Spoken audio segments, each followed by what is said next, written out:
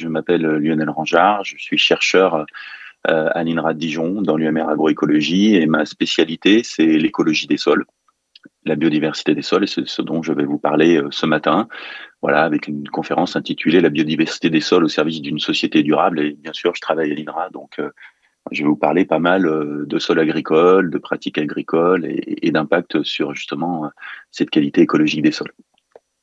Alors, est-ce que ça défile? Oui, c'est bon, je vois que ça défile. Voilà. Avant de parler biodiversité, j'aimerais revenir un petit peu sur ce que la matrice sol. Alors, je vais pas vous faire un cours sur la matrice sol, mais vous montrer les différents prismes que l'on peut avoir pour considérer le sol.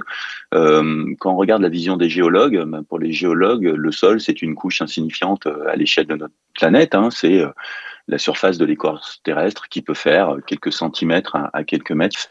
Donc ça, c'est la vision des géologues qui étudient plutôt le noyau, le manteau, donc l'entièreté du globe et très peu la surface. Bien sûr, on a aussi la vision des pédologues qui, eux, vont étudier plutôt la surface du sol, enfin la matrice sol, qui est la couche d'altération du matériau parental de la roche-mère. Et pour les pédologues, le sol, et même pour nous tous, c'est une matrice très hétérogène, c'est même la plus hétérogène de notre planète, hein, et elle est très structurée quand on la compare notamment à des matrices atmosphères ou aquatiques.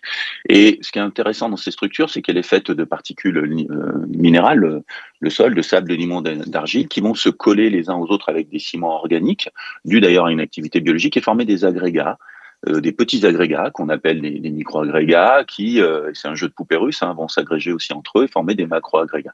Et ces agrégats sont très importants parce que qui dit agrégation dit structure du sol, dit porosité, dit aération, dit réserve en eau aussi pour les plantes. Et ça, c'est important en agriculture, surtout quand on a des années sèches. Alors, c'est un peu moins vrai cette année-là, mais les années d'avant, on a eu pas mal de sécheresse et la réserve utile du sol est importante. Et puis, en termes de biodiversité, ben, ces pores, ces agrégats, ces vides, ben, ce sont là où se trouvent les organismes vivants. Et donc, ces agrégats, micro et macro, sont des habitats pour les organismes vivants. Donc, s'il y a un sol avec une bonne structure, il y a des habitats. Et donc, il y a des habitants aussi. Et donc, il y a de la biologie dedans. Une vision aussi culturelle qui n'est pas à négliger. Le sol, généralement, c'est un environnement inconnu, sale, plein de microbes, inaccessible, aveugle aussi. Et en philosophie, un système aveugle est un système qui n'a pas d'intelligence. Donc, on a une vision plutôt négative du sol d'un point de vue culturel. En plus, on n'a rien fait pour améliorer l'image du sol, puisque globalement, on y enfouit nos déchets, hein, on cache un peu les déchets sous le tapis, on y enterre nos morts aussi dans certaines cultures. Et puis, bon, d'un point de vue un peu plus mythologique, biblique, dans le sol se trouvent les enfers, avec Hadès qui était au début le gardien des richesses de la terre et qui est devenu le gardien des enfers. Donc le sol a quand même une image assez négative. Et si je vous fais un petit focus là-dessus en introduction, c'est pour vous montrer aussi que le sol est une matrice qu'on a étudiée peu jusqu'à présent, contrairement à l'eau et à l'atmosphère, et peut-être aussi parce qu'elle pâtit de cette image négative. Je vais bien sûr vous donner la vision des écologues, hein, et on va commencer à parler de biodiversité. Voilà, vous avez une planche qui vous montre un petit peu la grande diversité de taille, de forme et de ressources génétiques des grands organismes qui habitent le sol. Alors, bien sûr, si on commence par les plus petits, on parle des bactéries et des champignons, et ça, c'est ma spécialité, hein, je fais de l'écologie microbienne du sol, et donc c'est ce que je vais vous préciser et décliner un peu plus en détail par la suite. Après, on rentre dans la faune du sol. Donc avec la microfaune, c'est encore tout petit, on les voit pas, donc nématodes, protozoaires. Mésofaune, on commence à les voir, les colamboles. Macrofaune, les vers de terre, hein, stars des organismes du sol, les gastéropodes. Et puis on peut parler aussi des mammifères fouisseurs, et puis sur la plante, hein, qui fait partie du sol, par l'ancrage avec ses racines. Donc une grande diversité de tailles, de tout petit à des choses assez grosses, de formes et bien sûr de ressources génétiques. Et si on donne quelques chiffres, parce que c'est important de donner des chiffres, chez les bactéries, on peut avoir plusieurs milliards de bactéries par gramme de sol. Et dans ces plusieurs milliards d'individus, on peut avoir plusieurs millions d'espèces, toujours dans un gramme de sol. Donc une diversité et abondance microbienne très importante. Si on regarde les vers de terre, on peut avoir plusieurs tonnes de vers de terre par hectare. Et si on regarde toute la faune cumulée, micro, méso et macro, on peut avoir jusqu'à 10 000 espèces par mètre carré. Ça, c'est des chiffres moyens qu'on trouve bien sûr dans des systèmes naturels, semi-naturels, prairies, forêts, mais qu'on peut trouver aussi dans des sols agricoles à partir du moment où les pratiques sont pas trop agressives. Et enfin, quelque chose de très important, le sol représente la troisième frontière biotique de notre planète. Alors, une frontière biotique, c'est un écosystème diversifié, très diversifié, biodiversifié et encore en exploration. Les deux autres frontières biotiques sont les fosses océaniques et la canopée de la forêt primaire. Et surtout, une étude assez récente qui date de l'année dernière.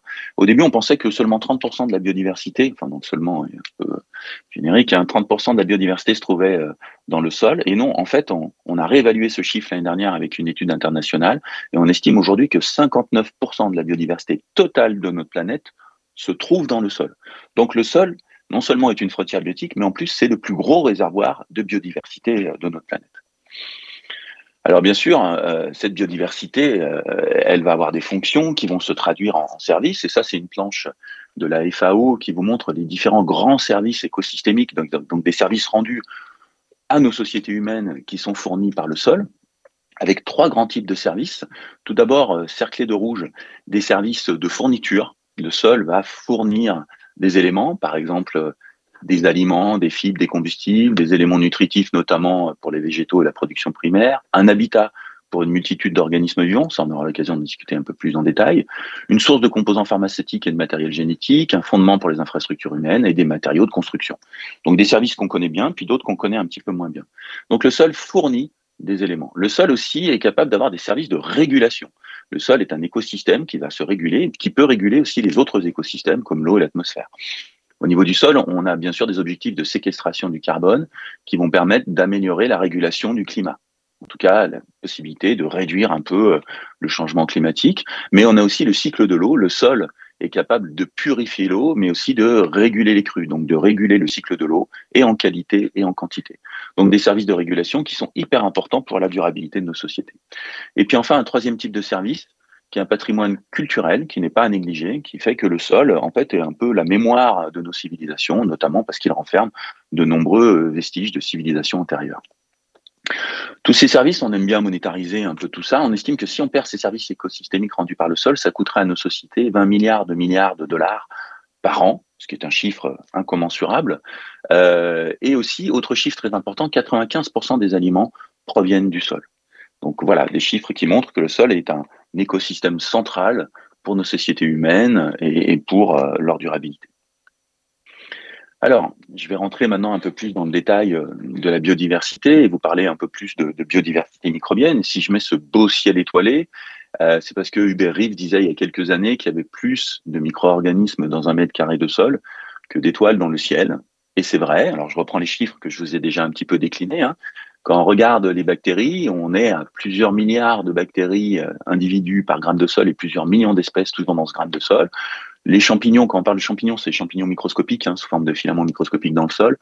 On a plusieurs millions d'individus et plusieurs milliers à dizaines de milliers d'espèces. Ils sont un peu plus gros, donc il y en a un petit peu moins, c'est normal. Et surtout, cette biodiversité, c'est vrai pour tous les organismes vivants, elle n'est pas là pour faire joli, elle a un rôle fonctionnel, cette biodiversité, elle a une utilité, et notamment les micro-organismes sont impliqués dans des fonctions très importantes. Alors c'est vrai que si on doit en retenir qu'une, la fonction la plus importante, c'est que ce sont les organismes, et les seuls à pouvoir le faire, qui sont capables de minéraliser la matière organique du sol, qui arrive au niveau du sol. Et donc, ce sont les seuls à pouvoir transformer la matière organique en matière minérale, en éléments minéraux. Et ça, c'est très important en termes de fertilité, puisque les plantes ne sont capables de se nourrir que d'éléments minéraux et pas d'éléments organiques. Donc, s'il n'y a pas cette transformation de la matière organique en éléments minéraux, il n'y a pas de fertilité naturelle au niveau du sol. Les micro-organismes aussi, ils sont fortement impliqués dans la structuration du sol. C'est vrai qu'on parle souvent des vers de terre comme des laboureurs biologiques qui font des galeries, qui permettent l'aération, mais ceux qui construisent des agrégats, les micro et les macro-agrégats, ce sont les micro-organismes tout simplement parce qu'ils construisent leurs habitats. Les bactéries construisent plutôt des micro-agrégats avec des petites molécules organiques qui vont coller les particules minérales, et puis les champignons vont construire et stabiliser plutôt des macro-agrégats, parce qu'ils sont un peu plus gros, donc ils vivent dans les macro-agrégats. Et donc la structure du sol est une fonction très importante rendue par les micro-organismes. Ces micro-organismes, ils sont aussi capables de dégrader toutes les formes de carbone pour récupérer de l'énergie, transformer les métaux, donc ils sont fortement aussi impliqués dans la dépollution du sol. Et puis c'est vrai aussi qu'on voit les micro-organismes souvent comme des pathogènes. On a plein d'exemples de maladies pour l'homme, les animaux, les végétaux qui sont d'origine microbienne.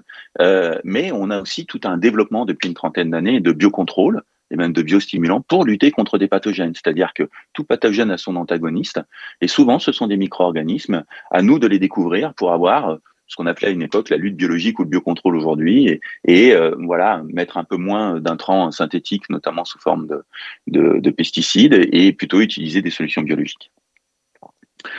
Voilà les grandes fonctions. Alors, c'est toujours important et intéressant de vous dire que la biodiversité est importante. C'est aussi important de le démontrer. Et donc, depuis une quinzaine d'années, au sein de notre équipe, c'est les travaux de Pierre-Alain Marron dans notre équipe à l'INRA de Dijon, on a voulu mettre en place des preuves expérimentales de l'intérêt de la biodiversité microbienne. Donc, les micro-organismes sont petits, sont nombreux, sont diversifiés. C'est un peu compliqué pour résoudre leur abondance et leur diversité, mais ils ont l'avantage de pouvoir être manipulés. Et donc, on est capable, techniquement, artificiellement, au niveau du laboratoire, au niveau d'un sol, de baisser la biodiversité microbienne, que ce soit les bactéries et les champignons. Et donc là, ce que je vous montre, c'est une expérimentation dans laquelle on a baissé de 30% la diversité microbienne du sol. Et dans ce sol où on a perdu 30% de la biodiversité microbienne, on a mesuré les grandes fonctions portées par les micro-organismes. Si on baisse 30% de la diversité microbienne du sol, on perd 40% de la capacité du sol à minéraliser la matière organique, c'est-à-dire cette capacité à transformer la matière organique en éléments minéraux, donc globalement ce qu'on appelle la fertilité biologique. On a aussi testé ça sur la croissance de certaines plantes, alors plutôt des plantes de serre, hein, donc c'est du trèfle, on a fait ça aussi sur la tomate, le blé, les lentilles.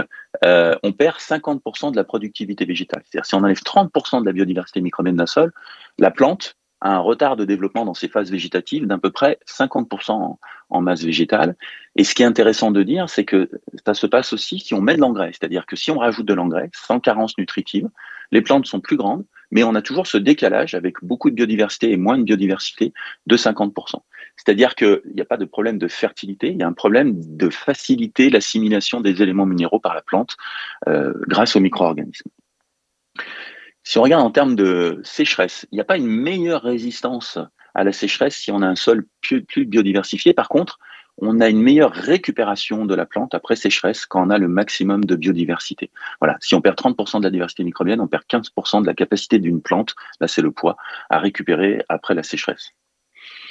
Si on regarde en termes de fertilité physique et en termes de stabilité structurale, si on perd 30% de diversité microbienne d'un sol, on perd 50% de la stabilité structurelle d'un sol. Donc sa capacité à avoir une bonne agrégation, une bonne porosité, à résister au tassement et surtout à résister à l'érosion. On aura une petite vidéo, si elle passe après, qui vous illustrera ça. Et puis en termes d'état sanitaire, là c'est une expérimentation que l'on a faite où on a implanté dans un sol du Listeria monocytogenes, qui est un pathogène humain et qui n'existe pas dans le sol. Et donc si vous avez un sol qui est bien biodiversifié à son maximum, Listeria, donc ça c'est le nombre d'individus de Listeria en fonction du temps, Listeria monocytogenes disparaît à peu près entre 5 et 7 jours. Pourquoi? Parce qu'il y a un effet barrière, comme au niveau de votre tube digestif, hein, votre flore microbienne indigène fait un effet barrière aux organismes extérieurs. Ben là, c'est pareil au niveau du sol. Beaucoup de biodiversité, toutes les niches sont occupées et un organisme pathogène exogène ne peut pas s'implanter. Ceux qui sont indigènes l'empêchent de s'implanter. Par contre, si vous baissez de 30% la diversité microbienne, c'est cette courbe-là, on voit que l'Listeria ne disparaît pas en 7 jours, mais en 15 jours. Il y a moins de biodiversité, l'effet barrière est moins efficace, et donc Listeria reste un peu plus longtemps, mais il disparaît quand même. Et si vous enlevez 50% de la biodiversité microbienne, c'est cette courbe-là, j'espère que vous voyez ma souris, Listeria reste encore au-delà de 20 jours. C'est-à-dire qu'on baisse l'effet barrière, et donc un pathogène exogène qui n'est pas originaire du sol peut s'implanter, peut rester longtemps, et peut développer un foyer épidémiologique de façon un peu plus significative si on a moins de biodiversité au niveau du sol. Alors ça, c'est intéressant en agriculture, parce que c'est vrai que certaines maladies sont dues à des germes exogènes amenés par des amendements organiques ou par l'aérosolisation. Et donc, si on a un sol qui est bien biodiversifié, ça peut avoir une meilleure résistance à l'implantation de certaines maladies. Voilà pour les démonstrations. Alors maintenant, voilà, c'est un petit peu. Je vais essayer de vous montrer une petite vidéo. J'espère que ça tourne. Je vois. Oui, j'ai l'impression que ça tourne chez vous. Alors, c'est une vidéo très simple. C'est un test tout simple qui s'appelle le Slack Test. Peut-être que certains d'entre vous le connaissent déjà. Tout simplement, on prend des mottes de sol sèches et on les met dans l'eau et on regarde en combien de temps ces mottes se désagrègent dans l'eau. Là, alors vous pouvez le faire, hein, c'est des tests de terrain qui existent, vous pouvez le faire en comparant des parcelles avec différents itinéraires techniques, pratiques, etc. Là, nous, c'est le même sol, c'est un sol de forêt, mais dans lequel on a petit à petit baissé la biodiversité microbienne. À gauche, vous avez la motte du sol de forêt avec une diversité élevée, donc le maximum de sa biodiversité. Après, vous avez une diversité, la motte avec une diversité moyenne, moins 30%. Une diversité faible, moins 50%. Et puis, carrément, le même sol, la motte du même sol, mais stérilisé. pas de diversité microbienne, pas de bactéries, pas de champignons, rien quoi. Et ce que vous voyez, c'est que très rapidement, donc on est à peu près à 1 minute, la mode stérile est complètement désagrégée. Donc elle résiste très peu à la désagrégation dans l'eau, c'est-à-dire qu'on a une stabilité structurale qui est très faible. Celle qui a une diversité faible, elle commence à fortement se désagréger, et les deux premières, qui ont une diversité moyenne élevée, restent encore relativement intègres. Alors, le test dure 5 minutes, donc je vais accélérer un peu, et surtout à la fin, on a un final un peu plus agressif où on va remuer les mottes. Vous voyez qu'au bout de 5 minutes, les diversités faibles et stériles sont très désagrégées, et même la diversité moyenne. Et quand on va remuer, alors ça correspond à une pluie très intense, qui viendrait désagréger le sol. Vous voyez que la seule motte qui reste à minima intègre, on a calculé à peu près à 30-40% d'intégrité, c'est celle qui a la biodiversité élevée. Toutes celles qui ont des diversités microbiennes plus faibles, de moyenne à carrément stérilisées, sont totalement désagrégées dans l'eau. Ça veut dire quoi? Ça veut dire qu'il y a un lien très fort entre la biodiversité microbienne du sol et sa stabilité structurale, c'est-à-dire sa capacité à être agrégé, à avoir une bonne porosité, à résister au tassement et à l'érosion. Maintenant que je vous ai fait cette petite introduction sur l'intérêt de la biodiversité, notamment de la biodiversité microbienne, c'est intéressant maintenant d'être capable de caractériser cette abondance et cette diversité des micro-organismes.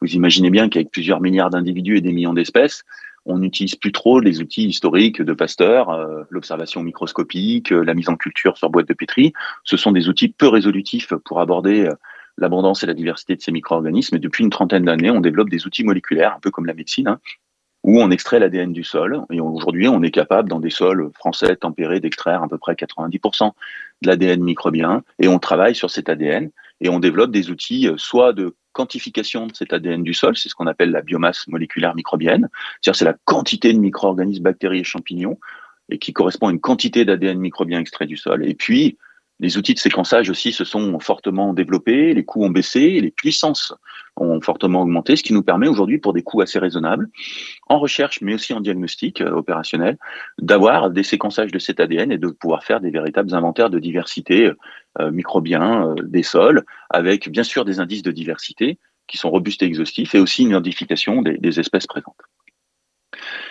Ces outils, forts de leur développement il y a à peu près maintenant une vingtaine d'années, alors ils sont toujours en veille technologique et on les améliore constamment, on les a combinés avec une autre initiative en France qui est assez unique en Europe et au monde, c'est que dans les années 2000, exactement en 2002, la France a mis en place, grâce au ministère de l'Agriculture, de l'Écologie, de l'INRA, de l'ADEME, plein de partenaires, aujourd'hui il y a le BRGM, l'IFEN, etc., un réseau de surveillance de la qualité de ces sols. C'est un réseau qui est composé de mailles de 16 km. Voilà, vous avez des petits carrés de 16 km qui quadrillent toute la France, 16 km de côté. Et au centre de chacun de ces carrés, il y en a 2200 à peu près en tout en France, au centre de chacun de ces carrés, on a échantillonné un sol. Et le but, c'est d'avoir un réseau d'observation national, systématique, de la qualité des sols. Alors au début, elle était relativement physico-chimique. On regardait la texture, le pH, le taux de carbone, etc. On a bien sûr les modes d'usage français. On peut voir en orange les grandes cultures, en vert clair les prairies, en vert foncé les forêts, en violet les vignes, qui sont un peu moins nombreuses en termes de surface. Et nous, depuis une vingtaine d'années, on a appliqué nos outils de biologie moléculaire, de microbiologie moléculaire, pour caractériser à l'échelle de la France, grâce à ce réseau, et confronter aussi aux paramètres environnementaux, type de sol, climat et usage, l'abondance et la diversité des communautés microbiennes. Et depuis 20 ans, grâce à l'application de ces outils sur ce réseau de mesure de la qualité des sols, le RMQS, on a obtenu ces différentes cartes à l'échelle nationale. Et la France est le premier pays au monde à avoir un inventaire national et des cartographies nationales de l'abondance et de la diversité microbienne de ces sols. À gauche, vous avez la carte de biomasse moléculaire microbienne, c'est-à-dire la quantité de micro-organismes dans les sols. Dans les zones bleues, ce sont des zones un peu plus froides où il y a un peu moins de biomasse microbienne. Dans les zones rouges, un peu plus chaudes, un peu plus riches en biomasse microbienne. Vous avez la carte de la diversité microbienne bactérienne, avec le même code couleur. En bleu, il y en a moins. En rouge, il y en a un peu plus. Et puis celle de la diversité des champignons. Celle-là est apparue en 2010 de carte, 2015, et la dernière des champignons, 2019. Ce qui est intéressant de voir, on ne va pas rentrer dans les détails des distributions géographiques, des différents paramètres, c'est déjà qu'on n'a pas les mêmes cartes. C'est-à-dire qu'on n'a pas la même carte de biomasse, de diversité bactérienne et de diversité de champignons, tout simplement parce que ce ne sont pas les mêmes facteurs environnementaux, naturels et un peu moins naturels, qui vont gérer la quantité et la diversité des micro-organismes. Autre point important aussi, c'est qu'on n'a pas de sol mort. C'est-à-dire quand on a des zones bleues un peu plus faibles, il y a toujours des micro-organismes en abondance et en diversité. Ils sont moins riches, Encore une fois, on verra après pour des causes naturelles et moins naturelles. Mais il n'y a pas de sol mort en France, mais c'est vrai qu'on a des sols qui sont plus ou moins vivants. Alors, si on rentre un petit peu dans le détail de chacun de ces paramètres microbiens pour regarder un peu qu'est-ce qui gère cette abondance notamment de biomasse moléculaire microbienne à l'échelle de la France, tout d'abord, et ça sera vrai aussi pour les paramètres de diversité, c'est d'abord un effet sol. C'est le type de sol avec certains paramètres, je ne rentre pas dans les détails, qui gère la quantité de micro-organismes au niveau d'un sol. Et puis, en deuxième lieu, on a un effet mode d'usage. Donc, on a d'abord un habitat sol qui va gérer la quantité de micro-organismes, et puis après, il y a ce qu'on fait du sol qui va gérer aussi la quantité des micro-organismes. Et ce qu'on voit, c'est qu'il y a plus de micro-organismes dans les forêts et les prairies, et moins de micro-organismes significativement dans les grandes cultures et les vignes et vergers. C'est pas aberrant, on a des pratiques agricoles qui peuvent être assez agressives pour la quantité de micro-organismes, notamment des notions de pesticides, qui sont des biocides, moins de matière organique dans les sols agricoles, donc les micro-organismes se nourrissent moins et ils se divisent moins, se multiplient moins. Et puis aussi des pratiques de travail du sol qui cassent les agrégats et donc les habitats des micro-organismes et donc qui tuent généralement les habitants. Donc on a une séquence qui est relativement logique par rapport à la quantité de micro-organismes en fonction des usages qu'on en fait. Si on regarde la carte de diversité bactérienne, on a tout d'abord encore un effet sol, avec pas les mêmes paramètres qui expliquent la diversité bactérienne que la biomasse moléculaire. Et si on regarde par contre l'effet mode d'usage, on voit qu'on a une séquence inverse à la biomasse. On s'attendait à avoir un peu moins de diversité bactérienne dans les systèmes agricoles, c'est l'inverse. On a plus de diversité bactéries dans les systèmes agricoles, que ce soit les grandes cultures ou les vignes et vergers, par rapport aux forêts et aux prairies. Alors comment on explique ceci? Alors, c'est une loi écologique et c'est là où c'est intérêt de faire de l'agroécologie, notamment avec des concepts d'écologie. On a une loi en écologie qui nous dit, qui s'appelle la perturbation intermédiaire, qui nous dit qu'on a le maximum de diversité au niveau d'un écosystème quand on a un stress ou une perturbation qui est moyenne. Quand on a peu de stress, en fait, au niveau d'un écosystème, une faible perturbation, on a une forte compétition entre les espèces pour les ressources et les moins compétitives vont disparaître ou mettre en minorité par rapport aux plus compétitives, aux plus opportunistes. Ça, c'est quand on a une faible perturbation. Et ce qui explique qu'on a moins de biodiversité. Quand on a au contraire une très forte perturbation, un fort stress, un stress thermique, un stress toxique, un tassement du sol, on a cette fois un processus de sélection avec extinction des espèces sensibles. Et au milieu, quand on a une perturbation qui est intermédiaire, pas trop forte mais pas trop faible, on a un équilibre entre perturbation et compétition. Et donc, toutes les espèces peuvent cohabiter et ça favorise un maximum de diversité. Alors, comment on applique cette hypothèse de la perturbation intermédiaire au sol du RMQS et aux usages? Tout simplement, on interprète que les forêts et les prairies sont des écosystèmes naturels et semi-naturels qui ont une faible perturbation, moins de pratiques agricoles, moins d'interventions mécaniques, chimiques dans ces systèmes-là, et donc une faible perturbation, moins de diversité, et que les vignes et vergers, les grandes cultures, correspondent à une perturbation dite intermédiaire, moyenne, et qui favorise la diversité des bactéries. Donc ça, c'est pour les bactéries. J'espère que j'ai été clair. De toute façon, il y aura des questions, le temps de questions après. Si on regarde cette fois la diversité des champignons, on aura bien sûr encore un effet sol qui explique la distribution du nombre d'espèces de champignons à l'échelle de la France, et puis un effet mode d'usage. Et là, on a aussi une séquence encore différente de celle des bactéries, parce que, alors, on a moins de diversité dans les forêts et les prairies que dans les grandes cultures, donc là, on repense à la notion de perturbation intermédiaire, mais dans les vignes et vergers, ça chute, et ça chute drastiquement. Alors, comment on explique ceci? On reprend notre schéma de la perturbation intermédiaire, et voilà comment on positionnerait en fait les usages et leur impact sur la diversité des champignons. On aurait une perturbation faible dans les forêts et les prairies, assez logique par rapport à ce qu'on a dit avant, une perturbation intermédiaire pour les grandes cultures qui favoriserait la diversité des champignons, mais en vigne, on a passé le cap de la perturbation intermédiaire, on a passé la ligne rouge et on est sur une perturbation forte et qui ferait chuter la diversité des champignons. Alors, avoir une perturbation forte pour les champignons en système viticole, c'est pas totalement aberrant parce qu'on sait que déjà, beaucoup de pesticides sont utilisés en agriculture. On dit généralement 20% de tous les pesticides sont utilisés en viticulture sur 3% des surfaces agricoles utiles. Et surtout, dans ces pesticides, il y a 80% d'antifongiques, parce que les principales maladies en vigne, mildiou, oïdium et autres, sont des maladies d'origine fongique, et donc on met beaucoup d'antifongiques qui tombent au sol et qui tuent aussi des champignons. Ça, c'est le premier élément d'explication que les vignes et vergers, et surtout les vignes, ont des perturbations très fortes. Deuxième élément d'explication, pour battre un petit peu la campagne viticole avec un autre projet que je vous présenterai après et regarder les pratiques, en système viticole, on est peu couvert, peu enherbé et on est encore très gourmand en termes de travail du sol. de labour de l'interrang et même du rang. Et ça, en fait, le travail du sol, il faut savoir que ça casse les agrégats, et notamment les macro-agrégats, qui sont plus gros et plus instables, hein. Ils sont moins stables face au labour, alors que les micro-agrégats sont plus petits. Et dans ces macro-agrégats, et donc, pardon, les micro-agrégats sont plus petits et plus stables. Dans ces macro-agrégats plus instables et qui sont cassés par le travail du sol, ben c'est là que se trouvent les champignons. Donc, on a un peu un double impact du système viticole, des toxiques qui sont des antifongiques, et on casse leurs habitats. Et ce qui pourrait expliquer qu'on a une diversité, une perturbation très forte en système viticole pour les champignons et une diversité des champignons assez faible. Voilà, j'espère que c'était clair. Alors, je vais passer à une autre façon d'analyser nos résultats à l'échelle du RMQS. C'est ce qu'on appelle les réseaux d'interaction microbiens, bactériens et champignons. En fait, c'est une autre façon d'analyser les communautés microbiennes, non plus en abondance ou en diversité d'individus, mais comment les individus microbiens, bactéries et champignons interagissent les uns avec les autres. C'est pour ça que je vous mets une image de réseaux sociaux, ce qu'on appelle le Facebook des bactéries, parce que nos métriques mathématiques sont les mêmes que les réseaux sociaux pour regarder comment sont en interaction les bactéries et les champignons. Et c'est hyper important de regarder comment ils sont en interaction parce que il faut beaucoup de micro-organismes dans un sol, il faut qu'ils soient diversifiés, mais il faut aussi que les différentes espèces soient en interaction pour remplir les grandes fonctions du sol.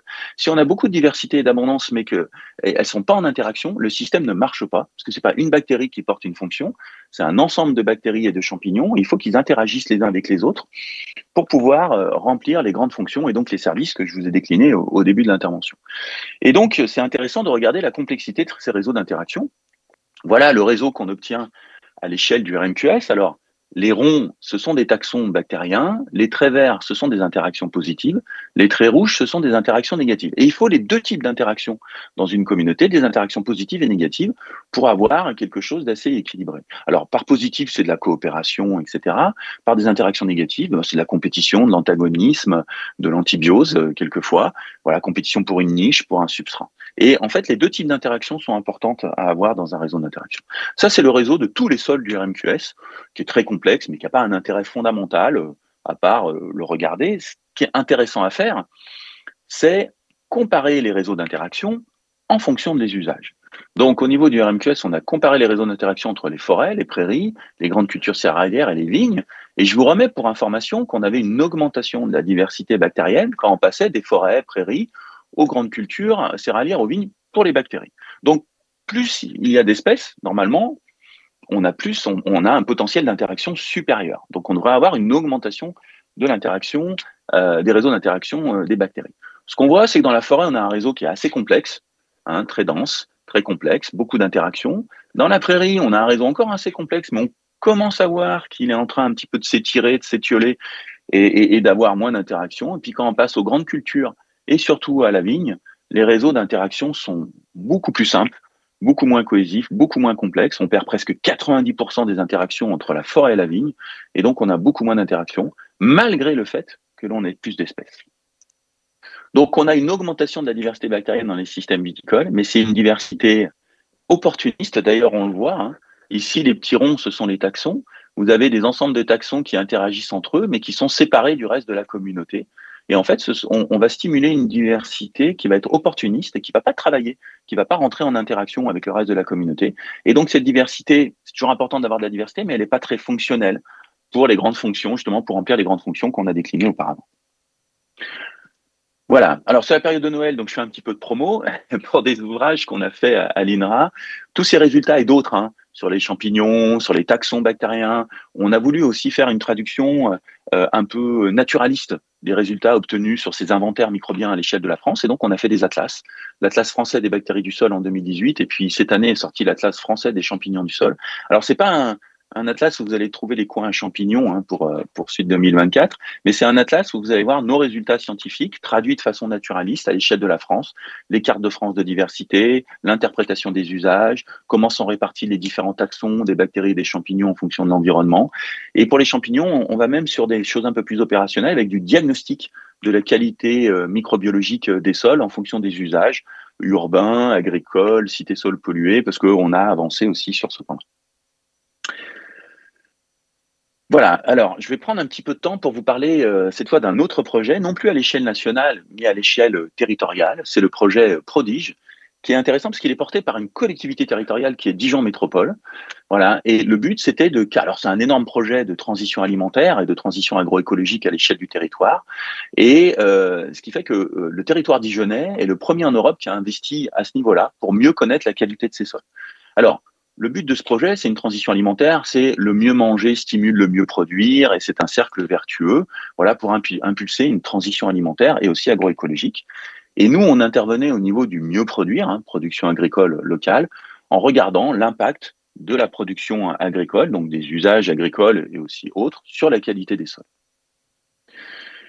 Notre terrain de jeu, donc, c'est ce qu'on appelle l'aire urbaine de Dijon Métropole, donc le territoire dijonnais, c'est 3300 km² centrés sur la zone de Dijon. Voilà, ça représente 385 000 habitants, et bien sûr, c'est en Côte d'Or. Et sur ce territoire de 3300 km², on a échantillonné à peu près 300 sites, et donc 300 sols, dont la moitié sont en grande culture, 50 sites sont en vigne, 40 en forêt, 40 en prairie et 20 en maraîchage. Et on a appliqué tout un tableau de bord. Alors cette fois, il n'y avait pas que la microbiologie, mais je vous présenterai que la microbiologie, de plus de 50 indicateurs opérationnels en termes de physique, de chimie et de biologie du sol. Et quand je parle de la biologie, on va des bactéries aux champignons jusqu'aux vers de terre, en passant par les carabes, les colamboles, les nématodes, etc., etc. Donc on a essayé aussi de regrouper tous les indicateurs opérationnels de biologie du sol qu'on avait. Alors, voilà, ça nous a permis d'obtenir certaines cartographies sur la biomasse moléculaire microbienne, sur la diversité bactérienne, sur la diversité des champignons à l'échelle du territoire, mais on a aussi celle des nématodes, des lombriques. Alors, je vais rentrer dans le détail que ceux des micro-organismes. Hein. Si on regarde en fonction des usages à l'échelle du territoire. Alors, je reviens un peu sur ces cartes. Par exemple, celle de la biomasse moléculaire microbienne. Je vous ai pas trop décliné. Je vais essayer de revenir un peu en arrière. Je suis désolé. Voilà. Le territoire dijonnais, il est là. Et en fait, il est assez organisé de façon dichotomique. À l'est, vous avez une grande plaine, la plaine de Saône, très céréalière, avec beaucoup de grandes cultures, voilà, céréalières. Et puis à l'ouest, vous avez des plateaux avec des forêts, des prairies, des sols un peu plus superficiels. Et quand on a des sols agricoles, voilà, c'est pas des sols qui sont très productifs. Et puis ici, vous avez toute la côte viticole, voilà, de Dijon, Gevrey-Chambertin, Clos-Vougeot, etc., et les Hautes-Côtes. Et en fait, quand on regarde la carte de la biomasse moléculaire microbienne, on voit bien que à l'est, on a moins de biomasse qu'à l'ouest, alors que ce sont globalement les mêmes sols et que même là, ils sont un peu moins profonds. Mais ici, on a toute une zone agricole. On a même la zone viticole là qui est encore un peu plus foncée, qui montre qu'on a une dépression de quantité de micro-organismes dans les sols agricoles, un peu plus marquée dans la zone viticole, et que sur les hauts plateaux, eh ben, c'est un peu mieux parce qu'on a des systèmes naturels, semi-naturels, comme les prairies et les forêts. Donc, ça correspond un peu à ce que je vous ai montré sur le RMQS. Si on regarde cette fois, voilà, à l'échelle de ce territoire, l'impact des usages, sur la biomasse microbienne, dès qu'on sort du bois ou de la prairie, on chute en termes de quantité de micro-organismes de grande culture, maraîchage et vigne. Si on regarde la diversité bactérienne, elle est bien dans les prairies, moyenne au niveau des forêts, et puis elle chute dès qu'on est en système agricole et viticole. Si on regarde la diversité des champignons, c'est mieux en forêt. Les champignons sont souvent des réservoirs de diversité dans les forêts. Et dès qu'on passe en prairie, grande culture et surtout en maraîchage, on a un impact relativement négatif à ce niveau-là. Donc on retrouve un peu la séquence. Alors on n'avait pas de maraîchage dans le RMQS parce que c'était très faible surface et on ne les captait pas avec notre grille de 16 km. Là, on les capte au niveau du territoire. On voit que le maraîchage est, par rapport aux vignes, même encore un peu plus dégradant par rapport à ça, notamment au niveau de la diversité des champignons. Alors c'est pas illogique. Hein. Le maraîchage beaucoup de travail du sol, beaucoup de matière organique, mais aussi beaucoup de travail du sol et les champignons sont assez sensibles à ça. Si on regarde cette fois, c'est l'avantage. Alors, les réseaux d'interaction, eh ben, on a à peu près la même séquence que celle à l'échelle nationale, c'est-à-dire des réseaux assez complexes en forêt, commencent à se simplifier en prairie, en grande culture, en maraîchage et surtout en système viticole.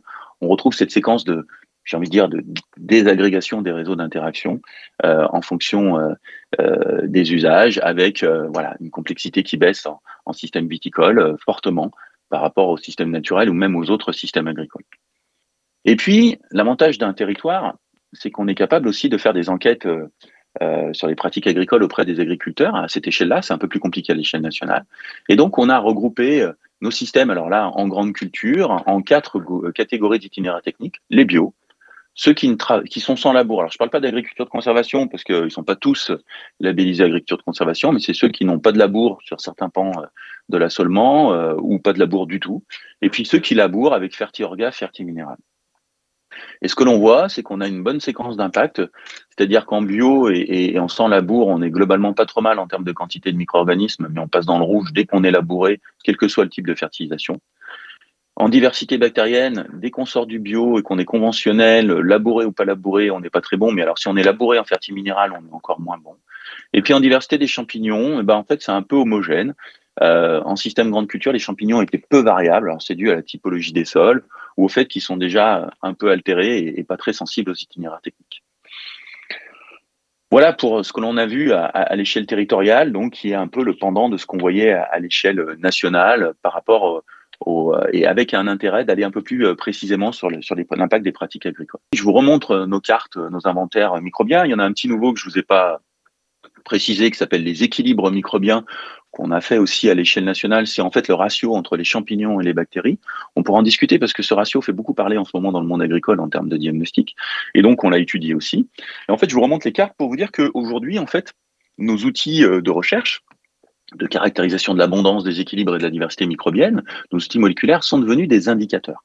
Et pourquoi ils sont devenus des indicateurs? Parce qu'on a standardisé la méthode de biologie moléculaire, extraction d'ADN et caractérisation d'ADN, et on a aussi aujourd'hui des référentiels qui sont le RMQS nationaux, qui nous permettent d'interpréter en fait ces données de microbiologie en termes de diagnostic. Et donc on a développé des indicateurs, 4 indicateurs, donc la biomasse moléculaire microbienne, l'équilibre microbien, la diversité des bactéries, la diversité des champignons. Et grâce à ces grands jeux de données, on a fait des modèles prédictifs, un peu comme en santé on fait sur les analyses biologiques de sang. Ils ont des cohortes de patients et ils déduisent une valeur de référence pour chaque nouveau patient en le comparant à ces cohortes de patients. Ben nous, c'est pareil, quand on a une nouvelle parcelle agricole à analyser, on est capable de lui faire un diagnostic microbiologique parce qu'on va la comparer d'un point de vue type de sol, physico-chimie du sol, aux autres sols du RMQS et donc aux autres valeurs aussi qu'il a en biomasse, diversité bactérienne et champignons, ce qu'on appelle des modèles prédictifs, hein, c'est compliqué, et ce qui nous permet d'avoir une valeur de référence pour chaque parcelle nouvelle agricole ou viticole ou forêt et prairie. Et donc, si la valeur mesurée est au-delà de la valeur de référence, eh ben, on a un diagnostic qui est bon, qui est dans le vert. Si on a une valeur mesurée de la parcelle qui est entre une valeur de référence et un seuil critique qui est à moins 30%, qui correspond aux expérimentations que je vous ai montrées au début, où on faisait des dilutions de diversité, on est dans une zone non critique mais à surveiller. Puis quand on est au-delà du seuil critique, en dessous de 30% de la valeur de référence, là, on est dans un diagnostic rouge qui est critique en termes d'abondance ou de diversité microbienne. Et donc, fort de ces outils de diagnostic, depuis une dizaine d'années, on bat la campagne agricole et viticole, donc là c'est la viticole, où on propose ces diagnostics de qualité microbiologique aux agriculteurs dans des projets qu'on dit participatifs. Donc il y a eu Agrinov en 2010, et depuis 2018, on porte un projet qui s'appelle Ecovitisol, qui est là pour évaluer la qualité microbiologique des sols viticoles et l'impact des modes de production. Et on a voulu aussi rentrer par les modes de production, notamment conventionnel et bio, mais aussi biodynamie, parce que c'est un mode de production qui fait partie du paysage viticole, qui se développe beaucoup. Et j'ai envie de dire, c'est un institut comme l'INRA, en toute rigueur et en toute objectivité, qui se doit d'étudier la biodynamie. Alors, quand on étudie la biodynamie, hein, je précise tout de suite, on a une position scientifique et cartésienne, c'est-à-dire que la biodynamie a des pratiques, un cahier des charges assez particulier, mais des pratiques agronomiques. On ne rentre pas dans les forces cosmiques, moi je ne sais pas interpréter. On rentre dans des pratiques agronomiques et on essaye de regarder l'impact de ces pratiques agronomiques sur la qualité microbiologique du sol, comme on regarde celle du bio et du conventionnel. Alors aujourd'hui, Ecovitisol, c'est un projet qui se décline à des échelles territoriales. On a travaillé déjà en Alsace, en Bourgogne du Nord, donc Côte de Nuit, Côte de Beaune, en Bourgogne du Sud, Chalonnais, Côte Chalonnaise et Mâconnais, et puis plus récemment en Côte de Provence, et on est cette année en Sauternes-Médoc, et l'année dernière on a fait Saint-Émilion, mais on n'a pas encore les résultats. C'est un projet participatif, c'est-à-dire que on a à peu près un budget pour faire 60 parcelles par territoire, et à chaque parcelle est associé un seul viticulteur pour sensibiliser et travailler avec le maximum de viticulteurs possible. On développe des formations, puis surtout on fait des rendus analytiques avec des fiches diagnostiques physico-chimiques et microbiologiques de la qualité des sols de chaque parcelle. Et avec des ateliers de co-interprétation, de restitution. Et on échange beaucoup avec les viticulteurs lorsqu'on échantillonne sur le terrain. Voilà nos différents indicateurs, comme je l'ai décliné, la biomasse microbienne, l'équilibre microbien, diversité bactéries, champignons. Biomasse microbienne et diversité sont des indicateurs qui sont le plus, le mieux. Plus on a d'abondance et de diversité, mieux c'est. Sur l'équilibre microbien, c'est plus un optimum.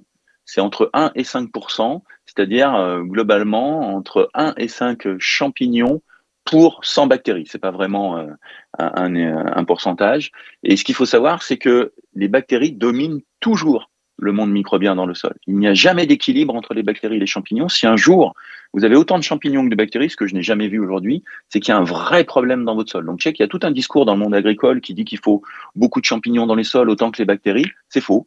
Si vous avez vraiment autant de champignons que de bactéries dans un sol, c'est que vous avez un gros problème de fermentation et que le sol va plus du tout tourner et rendre ses fonctions biologiques comme celles que je vous ai déclinées auparavant. Et on est capable d'agréger ces différents indicateurs. Voilà, ces 4 indicateurs, on en fait un indicateur synthétique qu'on appelle bilan de la qualité microbiologique, avec un vert, un bon état microbiologique, en orange, un état non critique mais à surveiller, et en rouge, un état critique à améliorer. Et voilà ce que donne quand on cumule les 4 territoires, hein, Alsace, Bourgogne du Nord, Bourgogne du Sud et Côte-de-Provence, voilà ce que donne en pourcentage de parcelles dans une couleur de diagnostic le bilan de la qualité microbiologique sur ces 4 territoires cumulés. On peut voir que c'est pas si mal que ça, c'est-à-dire on a 44% dans le vert, 38% dans l'orange, donc, et j'ai envie de dire seulement, par rapport à ce qu'on dit des sols viticoles, 18% dans le rouge, donc une vraie déficience de qualité microbiologique. Si on va un peu plus dans le détail entre les territoires, ici vous avez les 4 territoires qui sont classés en fonction de l'intensité de leur pratique agronomique, travail du sol, enherbement, durée d'enherbement, fertilisation organique, restitution des sarments. Et on peut voir que l'Alsace a celle globalement qui a les pratiques les moins intensives, les moins agressives pour la biologie du sol, de façon hypothétique. Hein. Faible travail du sol, beaucoup d'enherbement, long, faible fertilisation organique et beaucoup de restitution de sarments. Et à l'inverse, Côte de Nuit et Beaune, ils ont les pratiques les plus intenses et plus agressives, potentiellement, puisqu'ils ont un fort travail du sol, presque pas d'enherbement. Par contre, ils fertilisent de façon organique, de façon assez intense, et ils ont une faible restitution des sarments, qui est une source de matière organique de base hein, pour les sols viticoles. Et donc, on a classé les territoires en fonction de l'intensification de leurs pratiques. Et ce qu'on regarde maintenant, c'est au niveau de chacun des territoires, quel est le pourcentage de parcelles dans le vert, l'orange et rouge. Et en fait, on voit qu'à l'échelle du territoire, quand on cumule toutes les parcelles de ce territoire et qu'on regarde le diagnostic global, eh ben, l'Alsace a le meilleur diagnostic en termes de qualité microbiologique, avec 65% des parcelles qui sont dans le vert. Et Côte de Nuit, Côte de Beaune sont à l'inverse, celles qui ont le plus mauvais diagnostic, avec seulement 28% des parcelles qui sont dans le vert et 33% dans le rouge. Et puis au milieu, on a Côte-de-Provence et Châlons qui se positionnent aussi en fonction de l'intensité de leur pratique. Donc on a une très bonne correspondance entre l'intensité des pratiques viticoles et la qualité microbiologique du sol. Donc ça, c'est intéressant, hein, parce qu'on a vraiment des typicités de pratiques à l'échelle du territoire. Si on regarde les réseaux, on a aussi, en termes de réseaux d'interaction, l'Alsace, qui a des réseaux très complexes, 140 000 interactions. Alors les chiffres sont comparatifs hein, pour chaque nouvelle analyse. Et quand on regarde la Bourgogne du Nord, seulement 4 000 interactions. Donc on perd plus de 95% des interactions entre l'Alsace et la Bourgogne du Nord en termes d'interaction microbienne. Et ça suit donc l'intensité des pratiques de gestion du sol. Ce qui est intéressant aussi, c'est de rentrer un peu dans le détail des pratiques et ce qu'on essaye de décliner à l'échelle des territoires. C'est vrai, quand on compare les parcelles qui sont labourées, peu enherbées, à des parcelles sans labour et enherbées, on a une augmentation assez significative du nombre de parcelles dans le vert. Alors là, on compare parcelles labourées et non labourées enherbées, et toutes choses n'étant pas égales par ailleurs. Hein. Dedans, il y a du bio, du conventionnel, de la biodynamie, il y a des gens qui fertilisent, qui restituent ou pas leurs sarments, mais on voit qu'on a déjà des différences assez significatives. Et puis, quand on regarde les types d'enherbement, ce qui est intéressant, c'est que en fait, le meilleur résultat en termes de diagnostic se trouve pour l'enherbement temporaire. On aurait pu s'attendre à ce que ce soit l'enherbement permanent qui est la meilleure qualité microbiologique. Non, c'est l'enherbement temporaire, c'est-à-dire celui qui reste entre 6 mois et 24 mois et qui est cassé régulièrement. Et pourquoi? Alors, une explication à ça, c'est que dans les enherbements permanents, c'est des choses qu'on a constatées sur le terrain. En fait, au bout d'un certain temps, quand ils sont trop longs, il y a une dérive de la végétation. Et au début, on est diversifié et après, on devient presque monospécifique. Alors, quand on est en Bourgogne ou en Alsace, c'est le régras qui prend le dessus. Et quand on est, par exemple, en Côte-de-Provence, c'est la fausse roquette. Et ça devient monospécifique et donc on a un couvert végétal qui est peu diversifié et en fait, ça stimule moins la qualité microbiologique. Alors que quand on a un enherbement temporaire et qu'on casse régulièrement, c'est une hypothèse, hein, il faudrait le redémontrer de façon expérimentale, on maintient une certaine forme de diversité végétale qui stimule plus la diversité microbienne et la qualité microbiologique globale. Gestion des sarments, ça aussi c'est quelque chose qu'on a commencé à étudier et on voit que la restitution des sarments au sol pour les viticulteurs, c'est la base de la fertilisation organique et améliore fortement la qualité microbiologique. Alors ça peut paraître trivial comme ça, mais sachez que par exemple un territoire comme la côte de nuit, côte de Beaune, brûle systématiquement tous ses sarments et élimine les sarments par peur d'inoculum primaire du mildiou, notamment sur les sarments, ce qui n'est pas vraiment vérifié. Et c'est une source de matière organique indigène très intéressante parce que les micro-organismes connaissent déjà cette matière organique et en fait ils jouent à la maison et ils ont de la vigne depuis des décennies au-dessus de la tête, ils la dégradent et quand on leur met des sarments, ils la connaissent bien et ils l'utilisent facilement comme source de carbone et d'énergie. Et certains territoires n'ont pas compris que c'est la première façon de faire un amendement organique et les restituer amène une augmentation de la qualité microbiologique des sols. Voilà un peu si on fait un bilan. Alors, je vous parle beaucoup de viticulture, je sais qu'il n'y a pas beaucoup de vignerons dans la salle, mais globalement, on peut faire un parallèle avec des pratiques de grande culture ou de maraîchage. Hein. Le travail du sol est très négatif pour la microbiologie du sol. L'enherbement est bien, mais attention, pas n'importe quel enherbement. Il y a tout un pan de développement à faire en viticulture sur quel type d'enherbement, quelle diversité, combien de temps, est-ce qu'il faut que je le renouvelle régulièrement ou pas. La fertilisation organique, c'est quelque chose de positif et la restitution des arbres. Alors voilà, pour imaginer un peu la différence entre la côte de nuit et l'Alsace, voilà ce qu'est la côte de nuit. Je dirais qu'on est au milieu de l'hiver et que tout n'a pas été labouré, mais voilà ce que ça donne au printemps. Ça, c'est au-dessus du Gevrey-Chambertin. Vous avez un paysage lunaire qui est fortement travaillé, sans couverture végétale. Donc, c'est pas aberrant, en fait, que la qualité microbiologique soit pas très bonne. Et puis voilà l'Alsace, hein, avec des interrants beaucoup plus larges, des faux interrants même, et puis une couverture végétale très dense, très pérenne et très diversifiée. Bon, il faut savoir que l'Alsace, dans les années 60, avait des gros problèmes d'érosion et de coulées de boue, avec des gens qui sont morts dans ces coulées de boue dans les villages qui étaient en entonnoir. Et donc, depuis, ils ont restratifié leur paysage viticole, élargi les interrants et fait des systèmes d'enherbement, ne serait-ce que pour combattre l'érosion. Et on voit que ça permet aussi d'améliorer fortement la qualité microbiologique des sols. Pour finir, on va quand même parler des modes de production parce que c'était l'entrée. Voilà ce que l'on obtient quand on compare les différents modes de production et qu'on cumule les 4 territoires entre conventionnel, bio et biodynamie. On voit que quand on passe du conventionnel au bio, on a une augmentation du nombre de parcelles dans le vert et une baisse de celles dans le rouge. Et quand on passe du bio à la biodynamie, on a encore une augmentation assez significative du nombre de parcelles dans le vert et une baisse de celles dans le rouge. Ce qui veut dire qu'on améliore la qualité microbiologique quand on passe du conventionnel au bio et aussi du bio à la biodynamie. Toutefois, j'aimerais dire que dans les 3 modes de production, et vous le voyez bien, hein, on a les 3 couleurs.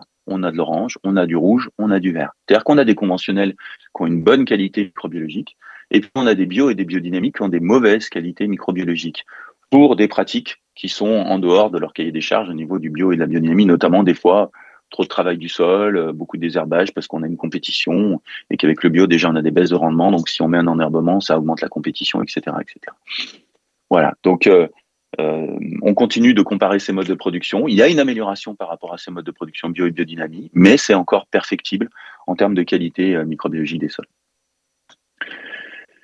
Et si on regarde les réseaux d'interaction en fonction des modes de production, on peut voir qu'en conventionnel raisonné, on est relativement complexe. On a une petite chute en bio sur nos territoires, et par contre, on a une forte augmentation par rapport au bio et même par rapport au conventionnel en biodynamie.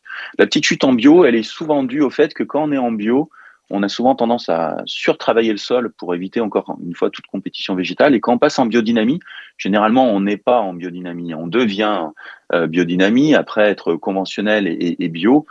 Et ben globalement, en biodynamie, on recommence aussi des fois à améliorer nos pratiques de gestion du sol en limitant le travail du sol, en améliorant les couvertures végétales.